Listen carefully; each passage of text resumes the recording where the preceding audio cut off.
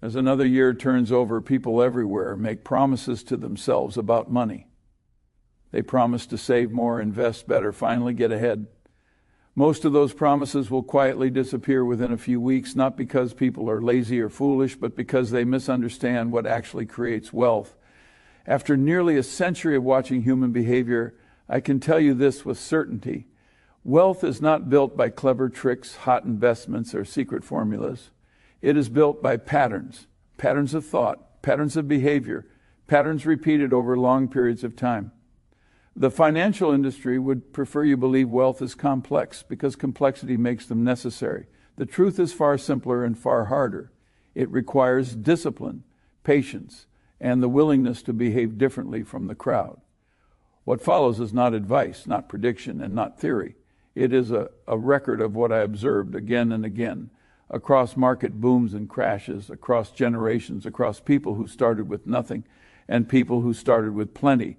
If you are willing to listen, not just with your ears, but with your habits, this new year can become the turning point that finally changes your financial trajectory. I'm 99 years old. I've spent more than 60 years watching people make money and lose it. I've sat in boardrooms with billionaires, and I've watched middle-class Americans struggle paycheck to paycheck. And I've learned something that the financial industry doesn't want you to know. The difference between the people who build wealth and the people who stay broke has almost nothing to do with how much money they start with. It has everything to do with 5 patterns of behavior.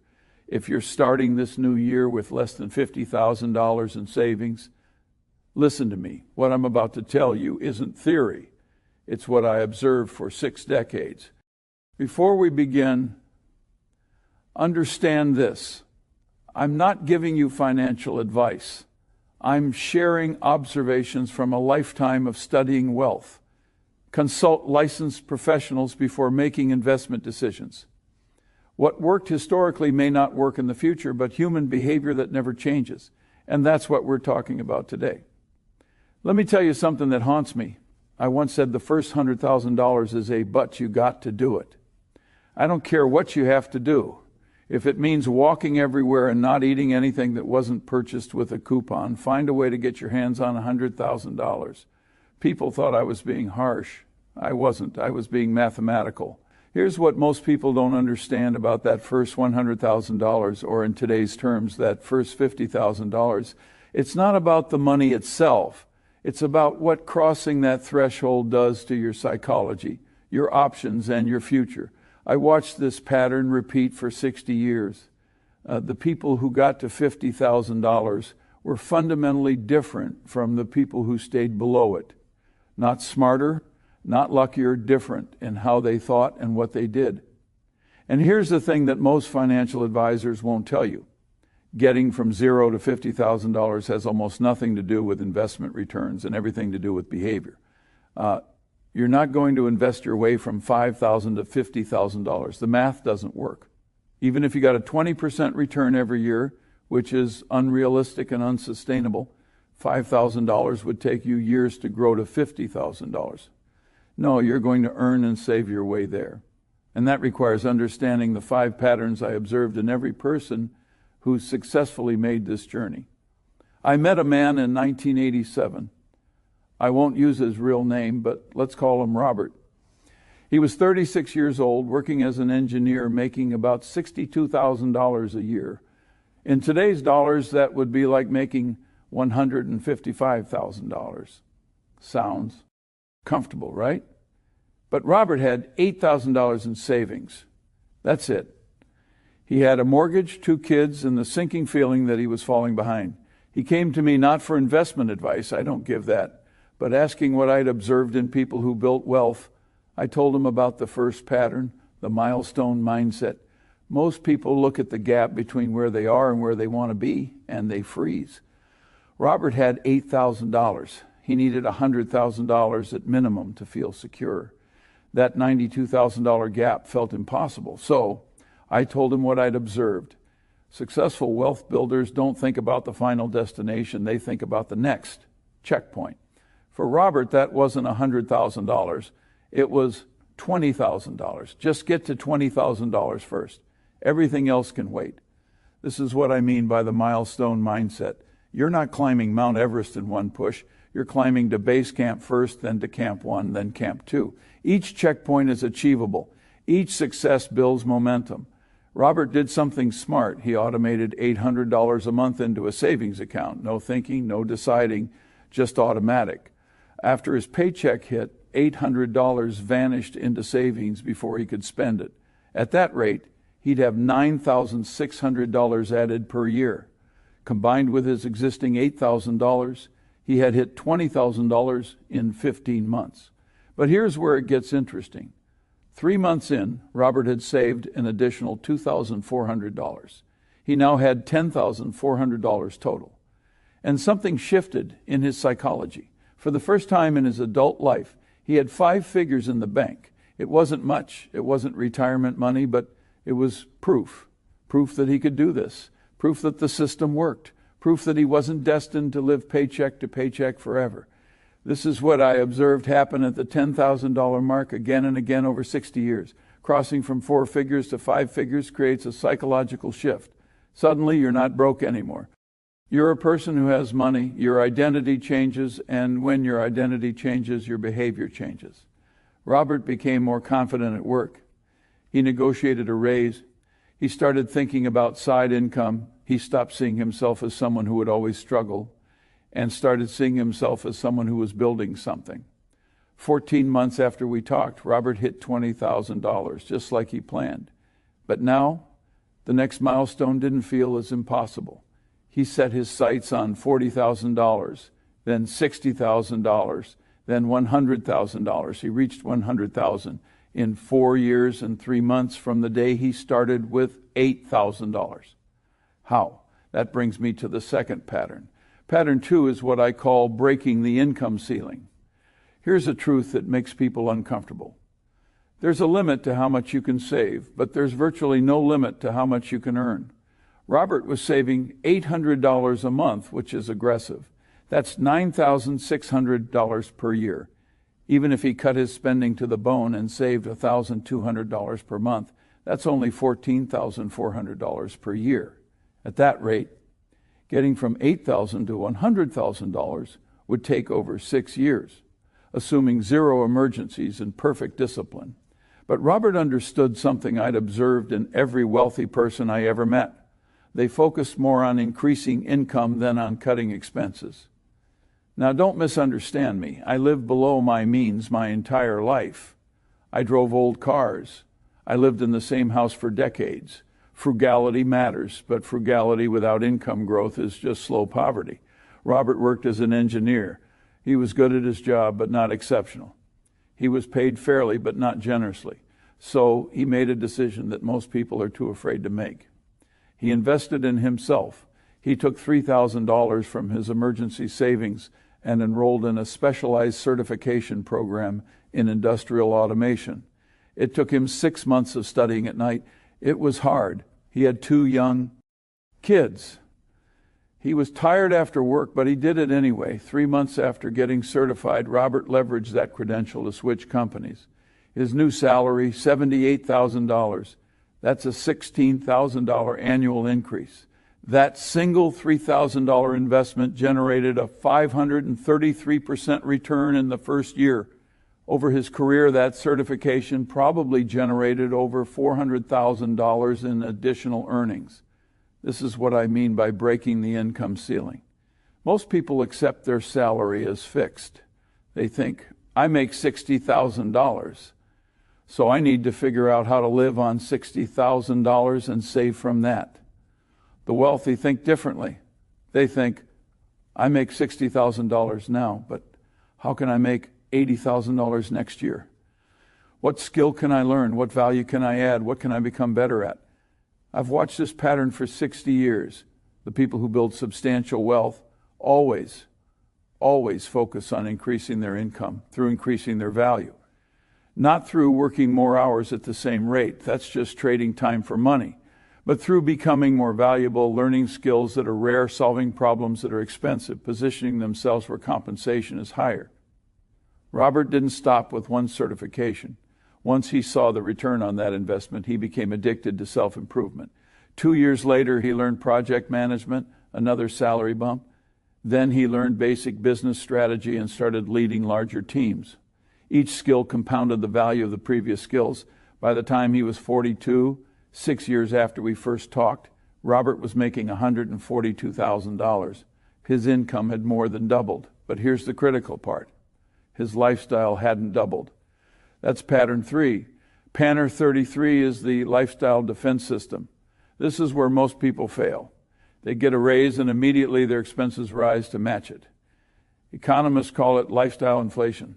I call it financial suicide. When Robert's income went from $62,000 to $78,000, he faced a choice. He could upgrade his house, buy a nicer car, take more expensive vacations. His friends were doing exactly that. His neighbors were doing that. Society told him he deserved it because he worked hard. But Robert remembered something I told him. Every dollar you spend on lifestyle is a dollar that can never compound for you. It's gone forever. So Robert made a different choice. When his income increased by $16,000 annually, he increased his lifestyle spending by $3,000. He took his family on one nice vacation. He bought a few things they needed, but the remaining $13,000 that went straight to wealth building IN. His savings rate went from $9,600 per year to $22,600 per year, more than double. And he barely noticed the lifestyle difference because he still improved his life, just not proportionally to his income increase. This is what I observed in every person who successfully built lasting wealth. They widened the gap between earning and spending as their income rose. Most people keep the gap constant or even shrink it. If they make $50,000 and spend $45,000, that's a $5,000 gap. Then they get a raise to $65,000 and they spend $60,000. Still a $5,000 gap. But the wealthy think differently. They make $50,000 and spend $40,000. That's a $10,000 gap. Then they make $65,000 and spend $43,000. Now it's a $22,000 gap. Same lifestyle improvement, but the wealth building in gap more than doubled. I lived this way my entire life. When Warren and I were building Berkshire Hathaway and becoming billionaires, I still lived in a modest house. I still drove regular cars. People thought I was cheap. I wasn't cheap. I understood mathematics.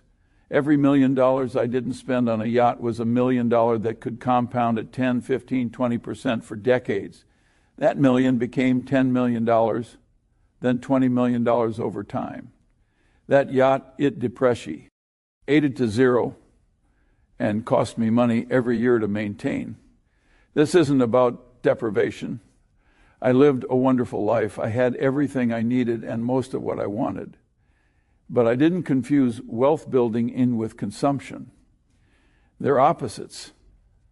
Consumption feels good for a moment. Wealth building in feels good forever. Robert implemented what I call the 702,010 rule. When his income was $78,000, he lived on 70%, which is $54,600 annually. That covered his mortgage, food, insurance, everything his family needed. 20% went to wealth building. That's $15,600 per year going straight to investments. 10% went to skill development and career growth.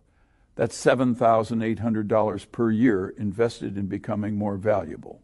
As his income grew to $90,000, then $110,000, then $142,000, he maintained the same percentages. By the time he was making $142,000, he was investing $28,400 per year in wealth building INE. That's more money going to investments than his end right. Starting of the speech script on the title, Charlie Munger, New Year Financial Reset. The 5 patterns he observed for 60 years tire salary was when we first talked. This is the power of the lifestyle defense system combined with income growth.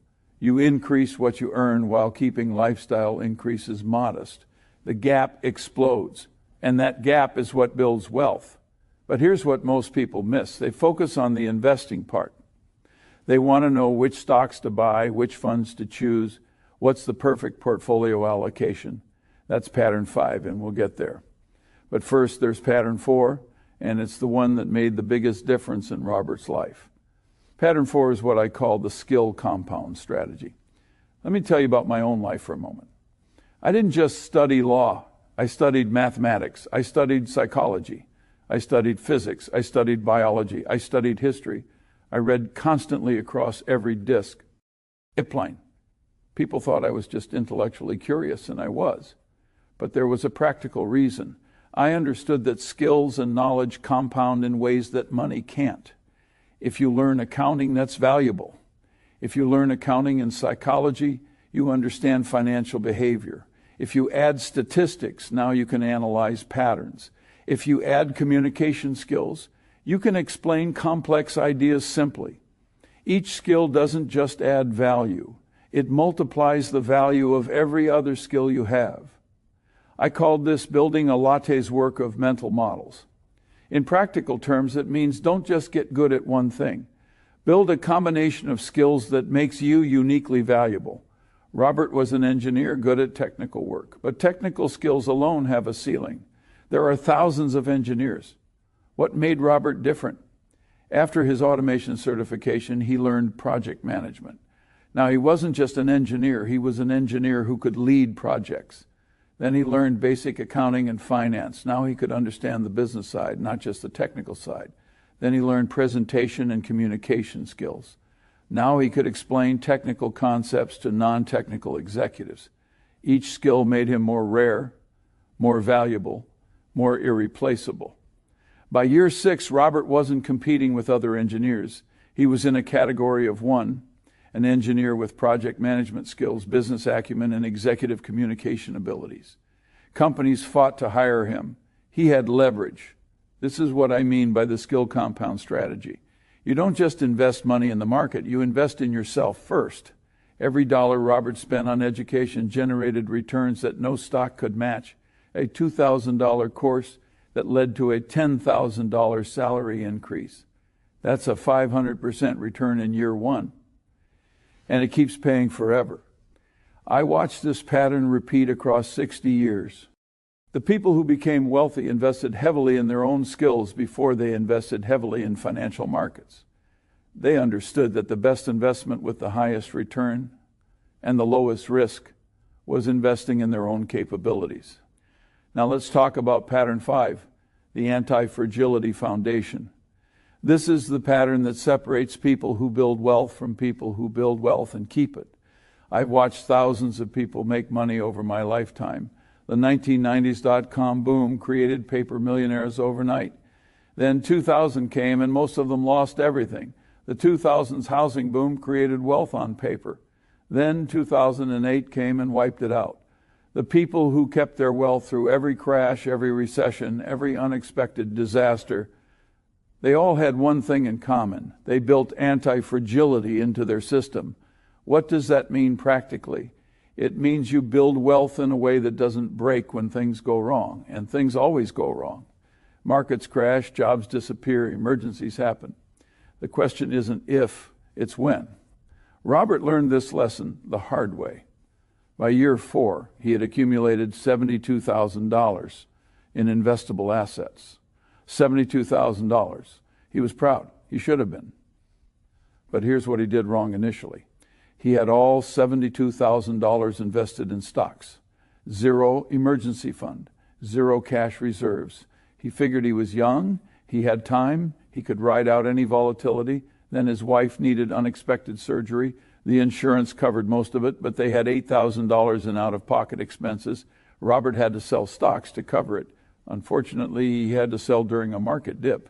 Those shares he sold for $8,000 would have been worth $14,000 if he'd waited 18 months for the recovery. But he couldn't wait. He needed the cash. That's when Robert called me again. I told him what I'd learned over 6 decades. The first rule of compounding is to never interrupt it, UN, necessarily. Your wealth needs to grow continuously without being disrupted. That requires building what I call a margin of safety. Always keep 3 to 6 months of living expenses in cash. Robert's family needed about $4,500 per month to cover all bills.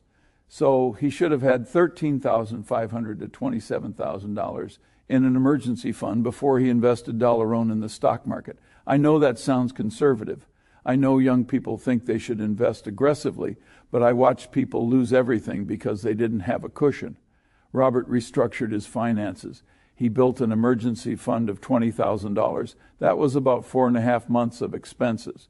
Then, and only then, did he invest the rest. 2 years later, he lost his job during a company restructuring. For most people, this would be devastating. They'd drain their retirement accounts, go into credit card debt, restart from zero. But Robert had built Anti-Fragility. His $20,000 emergency fund gave him breathing room. He didn't have to take the first desperate job offer. He could be selective. He found a better position within 6 weeks, actually with higher pay than before. And because he didn't have to sell his investments, they kept growing through the whole job transition. His investment account went from $82,000 to $89,000 during those 6 weeks, just from normal market movement. The Anti-Fragility Foundation has 3 components, and this is what I observed in everyone who built lasting wealth. First, maintain 3 to 6 months of expenses in liquid cash. This is non-negotiable. I don't care how good the stock market looks. You need this cushion. Second, never invest money you'll need within 5 years. If you're buying a house, that down payment stays in cash. If you have a major expense coming, that money doesn't go in stocks. Markets can stay down for years. You need time on your side. Third, diversify, not choose. T across investments, but across time. Don't invest your entire savings on one day. Spread it out. Dollar cost average. This protects you from buying everything at the peak. Robert learned this lesson well. By year 8, he had $156,000 in total assets, $25,000 in his emergency fund.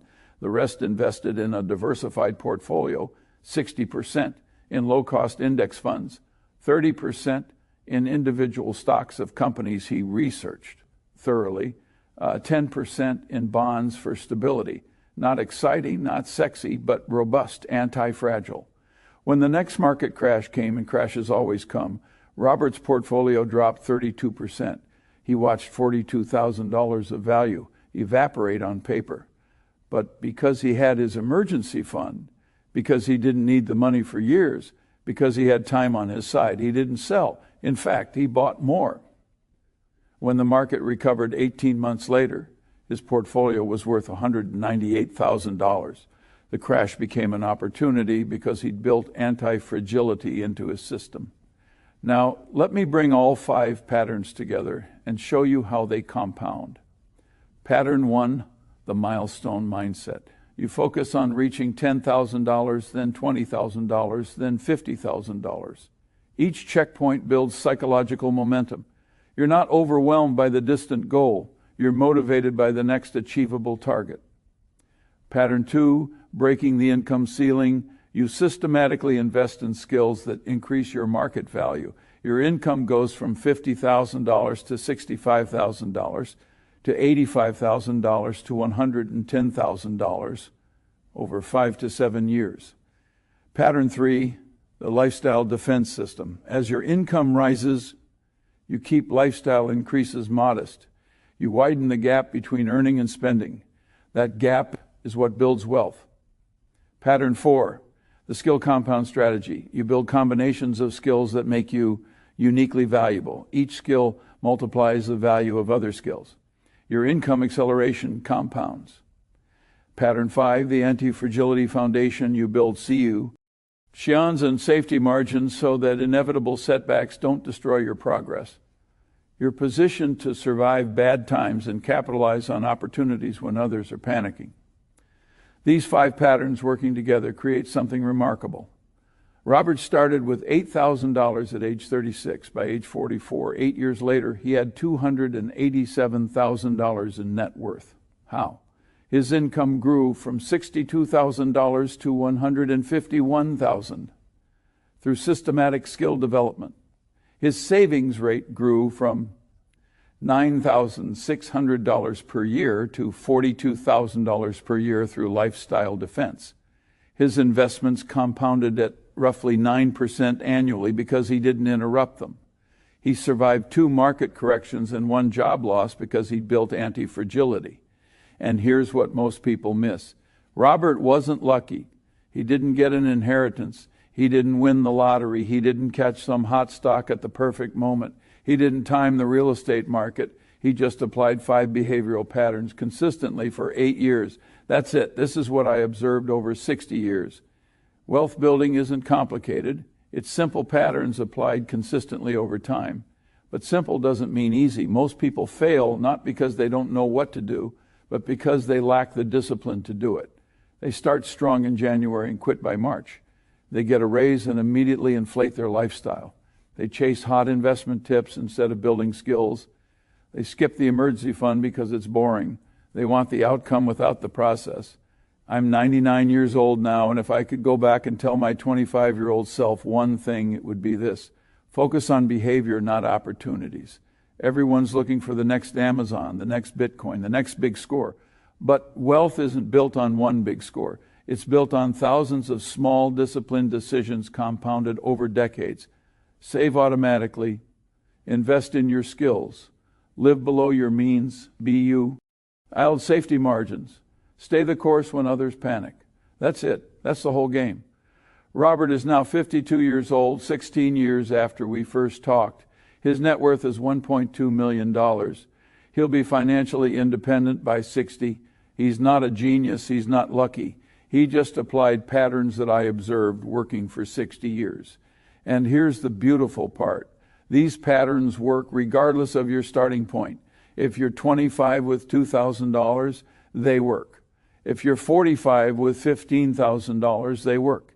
If you're 60 with $30,000, they still work, though the timeline compresses.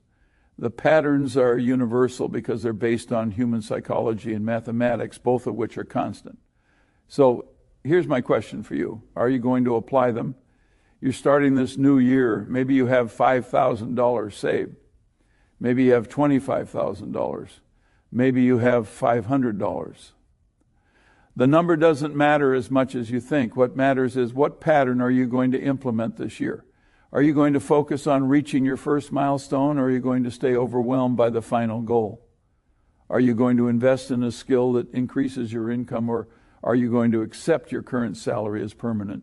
Are you going to defend your lifestyle when you get a raise, or are you going to inflate your expenses? Are you going to compound your skills, or are you going to stay in your comfort zone? Are you going to build anti-fragility with an emergency fund, or are you going to live on the edge? These aren't rhetorical questions. Your answers will determine your financial future more than any stock pick or investment strategy. I spent 60 years watching people make money and lose it. I've seen every strategy, every scheme, every approach. And I'm telling you, these 5 patterns are what actually worked. Not sometimes, not for lucky people, for everyone who applied them consistently. The new year is a psychological reset point. Use it. Don't make vague resolutions. Make one specific commitment based on these patterns. Commit to reaching your first $10,000 by December. Commit to earning 1 new certification that increases your income.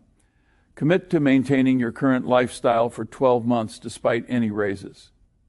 Commit to reading 1 book per month that builds your skills.